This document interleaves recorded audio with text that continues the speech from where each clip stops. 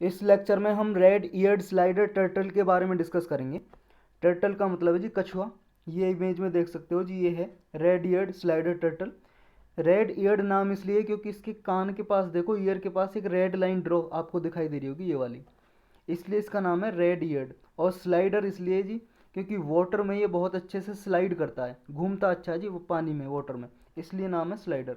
तो red eared slider ये एक इन्वेसिव स्पीसीज है और IUCN ने, international union for conservation of nation की 100 स्पीसीज की एक लिस्ट है, किसकी, इन्वेसिव स्पीसीज की, उसमें इसको इंक्लूड किया गया है, किसको, रेड ईयर्ड स्लाइडर टर्टल को।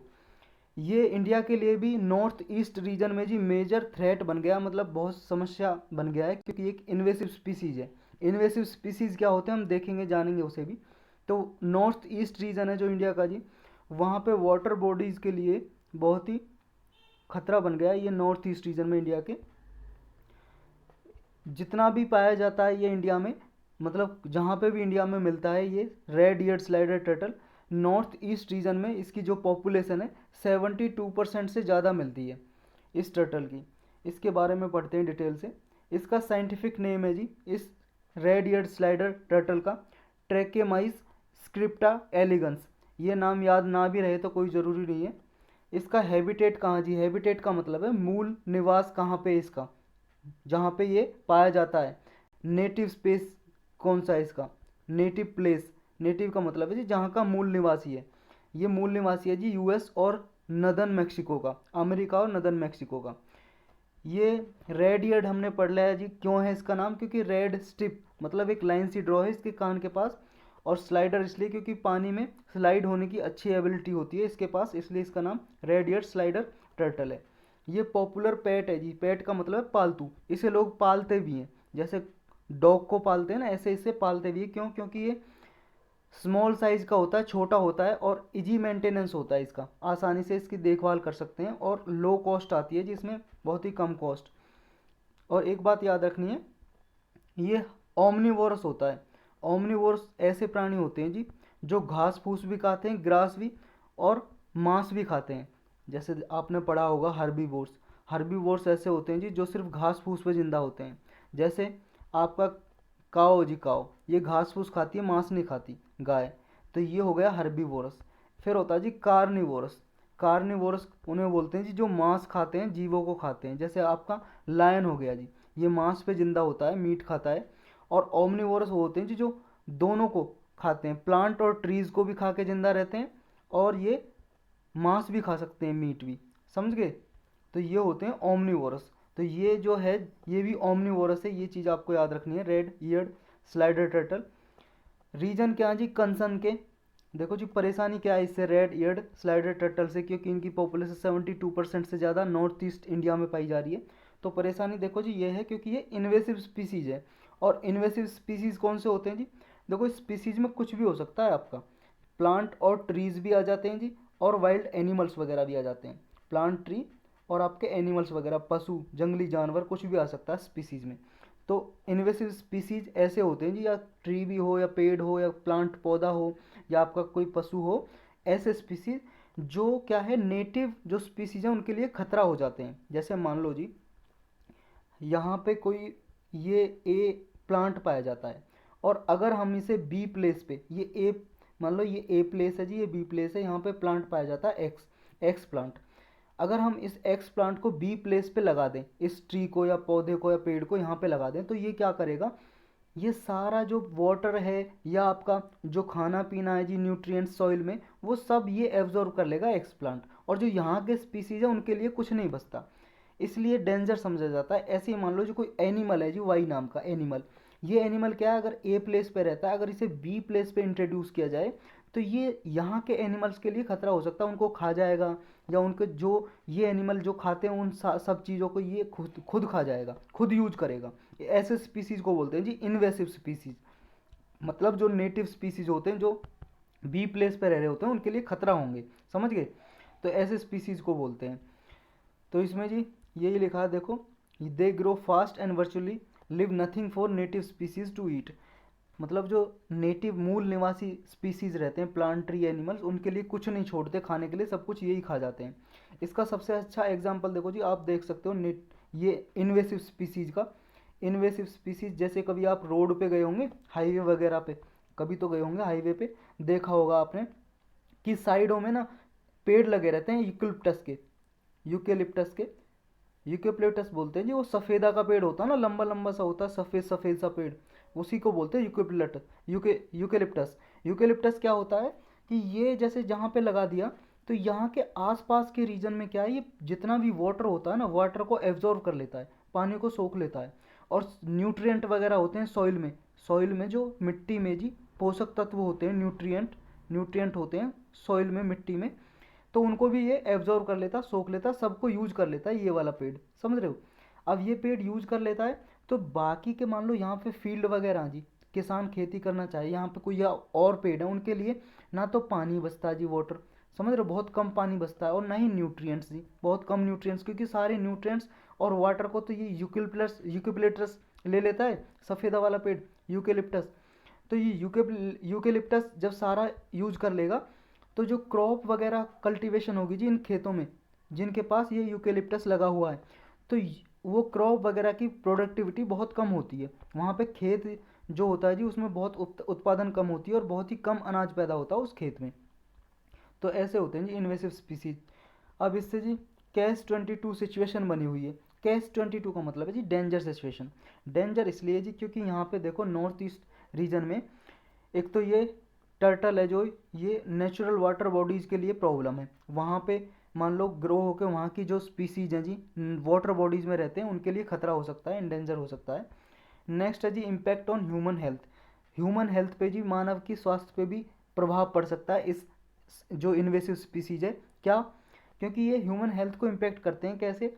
ये टॉक्सिन, इनसे कुछ जहरीला पदार्थ निकलता है जी इनकी बॉडी से, तो वो वाटर बॉडीज़ में निकल मतलब रिलीज हो जाता है, वाटर बॉडीज़ में निकल जाता है कुछ टॉक्सिन, जहरीला पदार्थ, और फिर जैसे ये मान लो फूड चेन में चला जाता है, मतलब ये टॉक्सिन निकलेगा वाटर बॉडीज़ में, और ये टॉक्सिन फिश वगैरह और भी प्लांट वगैरह के अंदर जाएगा, और फिश वगैरह आपको पता है ह्यूमन खाते हैं, तो इस तरह से ह्यूमन में भी आ जाता है ये टॉक्सिन, तो ह्यूमन हेल्थ पे इफेक्ट पड़ सकता है, समझ गए।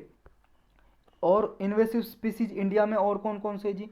देखो जी इन्वेसिव स्पीसीज हैं ये इकोलॉजिकल और इकोनॉमिक हार्म पहुंचाते हैं इन्वायरमेंट को, क्योंकि ये नेटिव तो होते नहीं है, मूल निवासी तो होते नहीं है, नेटिव का मतलब है जी मूल निवासी, यहाँ के तो होते नहीं है। और भी बहुत सारे एग्जाम्पल हैं जी, सिर्फ यही नहीं है इन्वेसिव स्पीसीज, जैसे चारू मुसेल, लेंटाना बुसिस, इंडियन बुलफ्रॉग, ये आप देख सकते हो जी इमेज में, ये है चारू मुसेल, इसे बोलते हैं जी, ये भी इन्वेसिव स्पीसीज है। और ये जी ये फूल पत्ती हैं, जो ये प्लांट है फूल से लगे हुए फ्लावर, ये भी लेंटाना बुसिस बोलते हैं इसको, ये भी इन्वेसिव स्पीसीज है।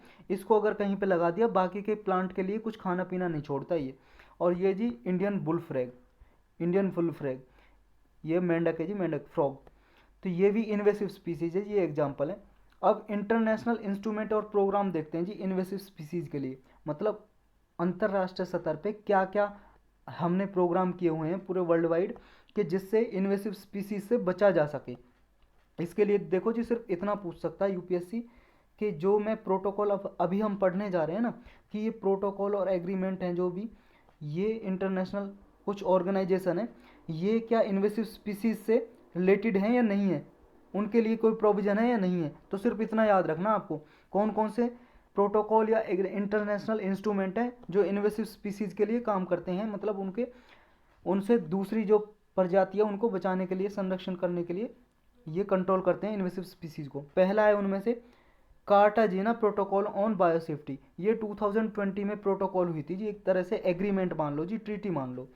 ये क्या करती है जी, जो इन्वेसिव स्पीसीज से या living modified organism, LMO, living modified organism होते हैं जी, जो छोटे छोटे जीव या कोई भी ऑर्गेनिज्म हुआ जी, उनसे जो रिस्क होता है जी, जोखिम मतलब खतरा होता है, उनको ये प्रोटेक्ट करता है जी। नेक्स्ट स्टेप अपना convention on biological diversity, CBD बोलते हैं। अर्थ समिट हुआ था जी 1992 में, 1992 में रियो डी जनेरियो में, ये ब्राज़ील में एक जगह है जी, रियो डी जनेरियो। अर्थ समिट बहुत फेमस है 1992 में, उससे ये कन्वेंशन निकल के आई। कन्वेंशन एक तरह से ये मान लो जी एग्रीमेंट है, ये भी एक समझौता है, ट्रीटी है, CBD 1992 में निकल के आई। तो इसमें क्या किया जी, इसमें जो बायोलॉजिकल इन्वेसिव स्पीसीज हैं या एलियन स्पीसीज बोल लो जी, एलियन का मतलब होता है जी विदेशी, अनजाना, जिसे आप जानते नहीं हो स्पीसीज को। तो ये जो बायोलॉजिकल इन्वेसिव स्पीसीज है इनको प्रोटेक्ट करने के लिए ये भी, इसमें भी CBD में भी प्रोविजन है। CBD की जो आर्टिकल 8 है सब क्लाउज H, वो बोलता है कि ये क्या करेगा कि ऐसे स्पीसीज जो एलियन स्पीसीज होते हैं या इन्वेसिव स्पीसीज जो नेटिव इन्वायरमेंट को या इकोसिस्टम को जी, हैबिटेट को या स्पीसीज को नुकसान पहुंचाते हैं, तो ऐसे एलियन स्पीसीज या इन्वेसिव स्पीसीज को इरेडिकेट किया जाएगा, मतलब हटाया जाएगा, मिटाया जाएगा, वहाँ नहीं लगाया जाएगा ऐसे स्पीसीज को। नेक्स्ट है जी CMS, convention on conservation of migratory species. Migratory species उन्हें बोलते हैं जी पलायन करना, एक जगह से दूसरी जगह पे स्पीसीज, बर्ड, एनिमल्स या कुछ चले जाते हैं या ट्री वगैरह, उनको बोलते हैं जी माइग्रेटरी स्पीसीज। उस पर एक कन्वेंशन है, एग्रीमेंट, इसे बोन कन्वेंशन भी बोलते हैं, 1979 की बोन कन्वेंशन है ये, इसे इस नाम से भी बोलते हैं। इसमें क्या करते हैं, ये एक इंटर गवर्नमेंटल ट्रीटी हुई थी जी, समझे, इंटर गवर्नमेंटल ट्रीटी है, यानी कि गवर्नमेंट, काफ़ी सारे गवर्नमेंट साथ में आई और इस ट्रीटी को साइन किया। ट्रीटी मतलब है जी संधि। ये किस किस के लिए टारगेट करती है, ये टेरेस्ट्रियल माइग्रेटरी स्पीसीज हो, टेरेस्ट्रियल का मतलब है जी जो अर्थ पे रहते हैं, और मैरिन टाइप माइग्रेटरी स्पीसीज मतलब जो समुद्र में रहते हैं जी, पानी में, और एवियन स्पीसीज जो हवा में रहते हैं जी, उड़ने वाले पक्षी वगैरह, इन सारे स्पीसीज को कंजर्व करती है ये, मतलब संरक्षण करती है। इसका टारगेट ये है कि to eliminate already present invasive alien species, मतलब जो भी प्रेजेंटली इन्वेसिव स्पीसीज हैं उनको एलिमिनेट करना, मतलब कि रिमूव करना, हटाना, इसका टारगेट है। तो इसके ऑब्जेक्टिव याद रखने, दो ऑब्जेक्टिव हैं, CMS के या बोन कन्वेंशन बोलते हैं। नेक्स्ट है जी CITES, Convention on International Trade in Endangered Species of Wild Fauna and Flora. ये क्या है जी 1975 में ये इंटरनेशनल एग्रीमेंट हुआ जी। इसका टारगेट ये था कि जो भी इंटरनेशनली वाइल्ड एनिमल्स या प्लांट वगैरह हैं जो बाकी की स्पीसीज को, नेटिव स्पीसीज को नुकसान पहुंचाते हैं, उनको रोका जाए, समझे। मतलब इसमें क्या है जी, ये ट्रीटी व्यापार को भी रोकती है, ट्रेड को भी रोकती है, उस पर भी कंट्रोल करती है। जो ऐसे इन्वेसिव स्पीसीज हैं जो प्रॉब्लम हो सकते हैं नेटिव स्पीसीज के लिए, उनको रोकती है, या प्लांट हो, ट्रीज हो या एनिमल्स हो जी। नेक्स्ट है जी रामसार कन्वेंशन, ये भी इन्वेसिव स्पीसीज के लिए, इसमें भी प्रोविजन है। तो देखो अगर आपके पास आ जाए ये जो कन्वेंशन हमने पढ़ी है, पहले कार्टाजेना पढ़ी जी, कार्टाजेना बायोसेफ्टी, और फिर CBD पढ़ी, फिर बोन कन्वेंशन पढ़ी जी, बोन कन्वेंशन जिसका नाम CMS भी बोलते हैं, फिर साइट्स पढ़ा, साइट्स, और फिर आपका आया जी रामसार कन्वेंशन। तो आपको सिर्फ इतना दे के पूछा जा सकता है कि ये इनमें से कौन कौन सी इन्वेसिव स्पीसीज से रिलेटेड है, तो कौन कौन सी इन्वेसिव स्पीसीज से प्रोविजन है, संबंधित है, तो सारी की सारी हैं जी। रामसार कन्वेंशन भी है, इसमें भी प्रोविजन है, क्योंकि ये तो मेनली 1971 में वेटलैंड को बचाने के लिए ये एक एग्रीमेंट साइन हुआ था जी। रामसार जगह है ईरान में, ईरान एक कंट्री है एशिया में, तो वहाँ पे ये साइन हुआ था। वेटलैंड जो आर्द्र भूमि होती है, आर्द्र भूमि उन्हें बोलते हैं जहाँ पे पानी भरा होता है, थोड़ा पानी भरा होता है भूमि पे, उसे बोलते हैं वेटलैंड। तो उनको कंजर्वेशन के लिए कही गई थी, लेकिन इसमें ये प्रोविजन था कि जो इन्वेसिव स्पीसीज होते हैं, प्लांट, ट्रीज या एनिमल्स, ऐसे जो वेटलैंड को नुकसान पहुंचाते हैं, तो ऐसे इन्वेसिव स्पीसीज को कंट्रोल किया जाएगा। तो इसमें भी प्रोविजन था इनके लिए।